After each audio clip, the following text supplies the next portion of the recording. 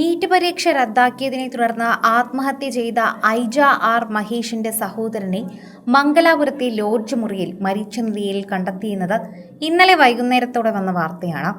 കാസർഗോഡ് പൂച്ചക്കാട് മുക്കൂടിയിലെ അർജുൻ മഹേഷിനെ ഉച്ചയോടെയാണ് മരിച്ച നിലയിൽ കണ്ടെത്തിയതെന്ന് പറയുന്നു.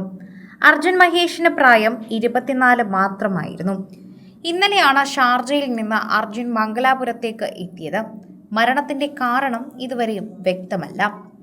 ഐജയുടെ സഹോദരൻ അർജുൻ എന്തിനാണ് ആത്മഹത്യ ചെയ്തത് എന്നതാണ് ആർക്കും അറിയാത്തത്. കുടുംബം അർജുനെ നിരവധി തവണ ഫോണിൽ ബന്ധപ്പെടാൻ ശ്രമിച്ചെങ്കിലും സാധിച്ചിരുന്നില്ല. ഐജയുടെ മരണത്തിന് ശേഷം അർജുൻ മാനസിക വിഷമത്തിലായിരുന്നുവെന്ന് ലഭിക്കുന്ന വിവരത്തിൽ പറയുന്നു.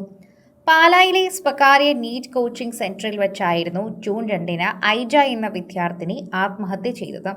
പരീക്ഷയ്ക്കായുള്ള തുടർ പരിശീലനത്തിന് പോയ ഐജയെ ഹോസ്റ്റലിൽ ഉച്ചയ്ക്ക് 12:45 ഗുരുതരാവസ്ഥയിൽ കണ്ടെത്തുകയായിരുന്നു. പോസ്റ്റ്മോർട്ടം നടപടികൾക്ക് ശേഷം മൃതദേഹം രാത്രിയോടെ നാട്ടിലെത്തിക്കുമെന്ന് പള്ളിക്കര പഞ്ചായത്ത് മെമ്പർ സൗമിനി രാമകൃഷ്ണൻ പറയുകയും ചെയ്തു. ചൊവ്വാഴ്ച സംസ്കാര ചടങ്ങുകൾ നടത്തുമെന്നും അവർ പറഞ്ഞിരുന്നു.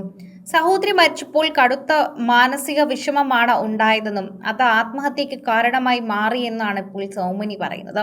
അതായിരിക്കാം ഇതിനുള്ള കാരണമെന്നും പറയുന്നു.